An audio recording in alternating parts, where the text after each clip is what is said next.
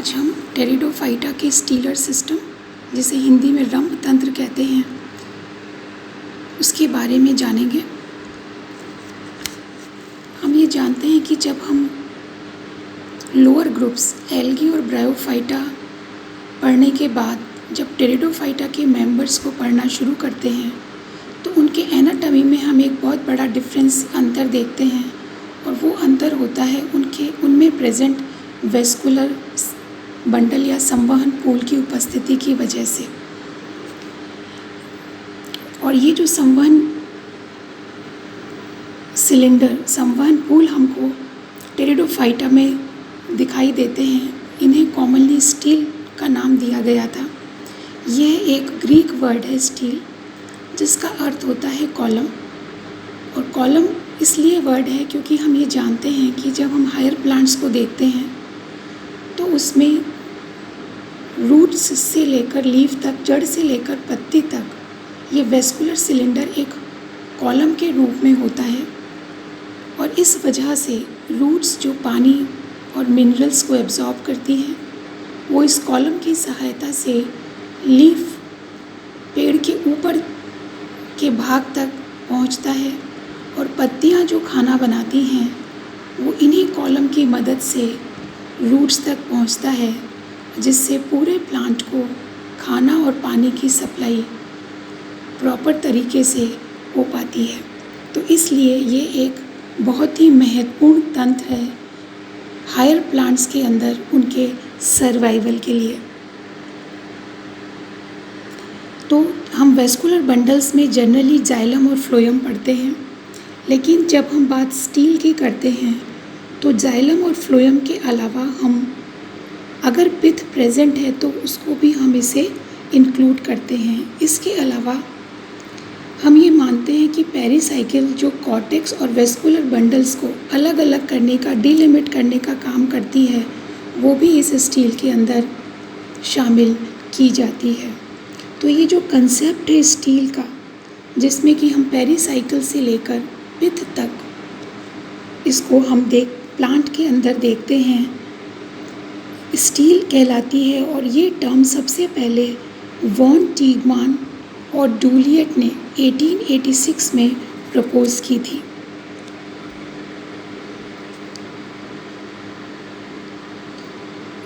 और जब हम इस स्टीलर सिस्टम को टेरिडोफाइटा से जिम्नोस्पर्म और एंजियोस्पर्म तक देखते हैं तो हम ये पाते हैं कि ये सिस्टम भी दो तरह से डिस्ट्रीब्यूट प्लांट्स के अंदर होता है। अगर हम लोअर वेस्कुलर क्रिप्टोगैम्स को, जो हम मोस्टली टेरिडोफाइटा के अंदर आते हैं, उनको जब हम देखते हैं तो यहाँ पर जो एक्सिस है, जो स्टेम है और लीफ ट्रेसेस, ये इंडिपेंडेंटली डेवलप होते हैं, एक दूसरे के साथ इनका कोई कोरिलेशन नहीं होता है। लेकिन जैसे जैसे हम हायर प्लांट्स में या इवन हायर वेस्कुलर क्रिप्टोगैम्स में भी आगे जाते हैं, टेरिडोफाइटा के जो हायर प्लांट्स है, टेरिडियम है, टेरिस है, उसके हम जब वेस्कुलर सिलेंडर या स्टील को स्ट्रक्चर को देखना शुरू करते हैं तो हम यहाँ पर पाते हैं कि स्टेम के साथ साथ स्टेम में लीफ ट्रेसेस भी नज़र आते हैं। तो ये जो स्ट्रक्चर है, वेस्कुलर स्ट्रक्चर, ये थोड़ा सा कॉम्प्लिकेटेड या कंपोजिट हो जाता है। तो लोअर वेस्कुलर बंडल्स में स्टेम और लीफ इंडिपेंडेंटली ग्रो करते हैं, जबकि ये हायर प्लांट्स या हायर क्रिप्टोगैम्स में हम देखें तो एक कंपोजिट स्ट्रक्चर होता है और स्टेम के अंदर हमको लीफ ट्रेसेस नज़र आते हैं। Now types of steel in pteridophytes, कितने तरह की टेरिडोफाइटा के अंदर हमको स्टील दिखाई देते हैं। तो साइंटिस्ट स्मिथ ने 1882 में दो मेन प्रमुख टाइप्स की स्टील को रिकॉग्नाइज़ किया और उसको उन्होंने दो भागों में बांटा। एक को उन्होंने प्रोटो स्टील, जिसे हिंदी में ठोस रंभ कहते हैं, और साइफनो स्टील, जिसे हिंदी में नाल रंभ कहते हैं, दो भागों में डिवाइड किया। तो प्रोटो स्टील, जैसा कि नाम बता रहा है कि ये ठोस रंभ है, तो इसलिए इसके सेंटर में पित्त जैसा कोई भी स्ट्रक्चर नहीं होता है और सेंटर में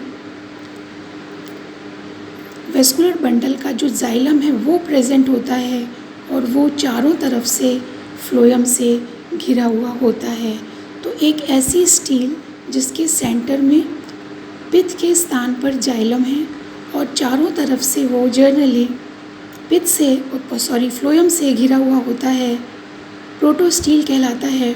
प्रोटोस्टील हमको फॉसिल टेरिडोफाइटा जैसे राइनिया और न्यूफाइटा और लिविंग टेरिडोफाइटा, साइलोटम, लाइकोपोडियम वगैरह में देखने को मिलती है।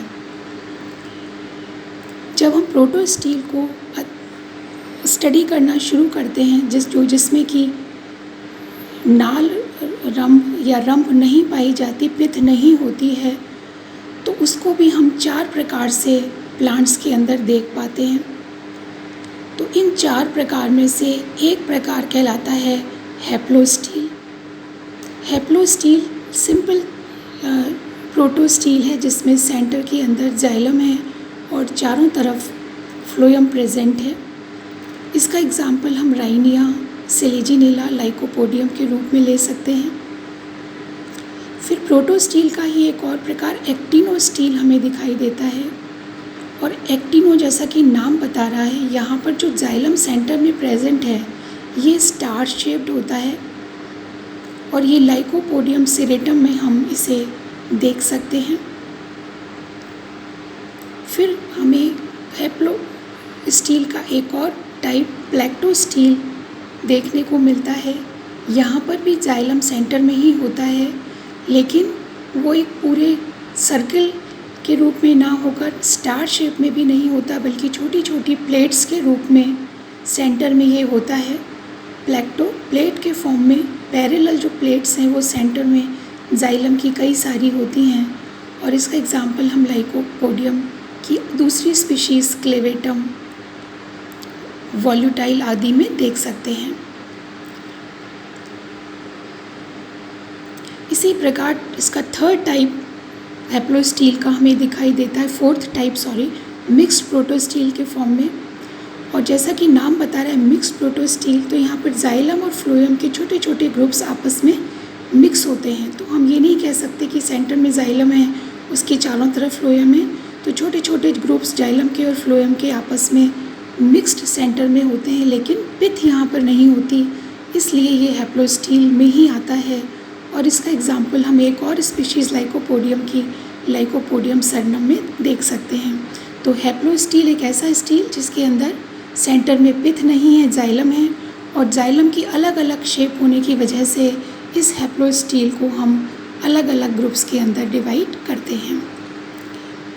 तो हैप्लोस्टील के बाद दूसरी महत्वपूर्ण स्टील जो 2 भागों में बटी है वो है साइफिनोस्टील, जिसे कि नाल रंभ कहते हैं।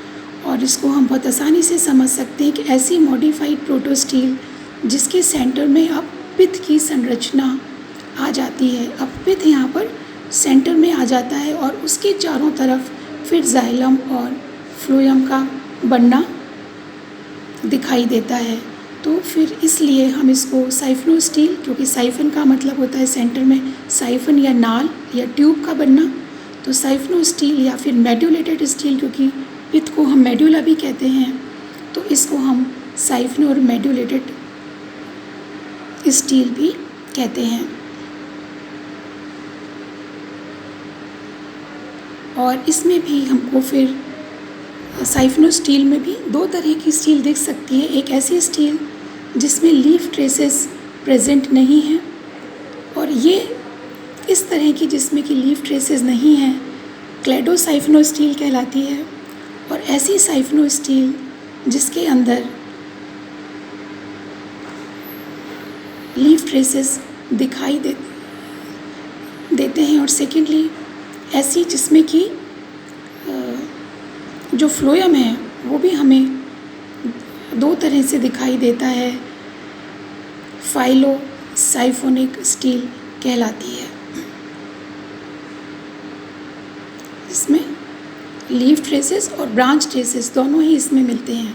तो हम देख सकते हैं कि साइफिनोस्टील, जिसमें सबसे पहले पिथ आ गया, तो पिथ आते ही उसे हम साइफिनोस्टील कह देंगे कि वहाँ पर एक ट्यूब जैसा स्ट्रक्चर सेंटर में है।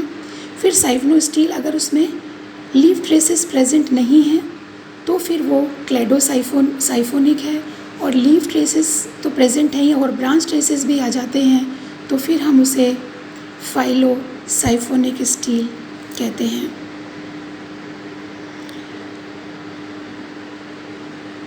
इसके अलावा हम फिर से इसके स्ट्रक्चर को देखें, जो साइफिनोस्टील है, तो क्या देखते हैं कि कुछ प्लांट्स जो टेरिडोफाइटा एग्जाम्पल इक्विसिटम का ले सकते हैं, वहाँ पर केवल इक्विसिटम है, सिलेजिनेला है, जहाँ पर केवल एक ही फ्लोएम की रिंग जाइलम के चारों तरफ होती है। तो ऐसी साइफिनोस्टील एक्टोफ्लोइक, एक्टो मीन्स सिंगल और फ्लोइक, हिंदी में बाही फ्लोएमी, तो एक ही फ्लोएम में बाहर की तरफ, किसके बाहर की तरफ, जाइलम के बाहर की तरफ, तब ऐसी स्टील एक्टोफ्लोइक साइफिनोस्टील कहलाती है। और अगर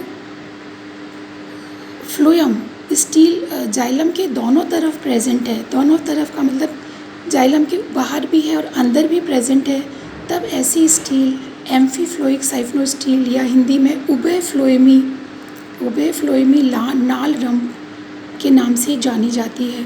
तो हम साइफिनोस्टील को लीफ ट्रेसेस के प्रेजेंट होने और ना होने के आधार पर डिफ्रेंशिएट कर सकते हैं, ग्रुप में डाल सकते हैं, और फिर उसमें फ्लोएम की रिंग एक है जाइलम के चारों तरफ या दो है, तो भी हम इसको दो ग्रुप्स के अंदर डिवाइड कर सकते हैं।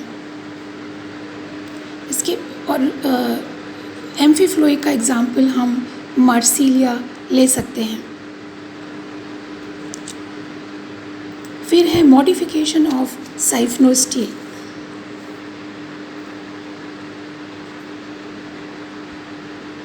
तो ये डिपेंड करता है इसका मॉडिफिकेशन कि जो लीफ ट्रेसेस प्रेजेंट हैं वो नॉन ओवरलैपिंग टाइप हैं या ओवरलैपिंग टाइप के यहाँ पर हैं, और उस आधार पर हम जो साइफिनोस्टील है उसको भी फिर से आगे डिवाइड करते हैं।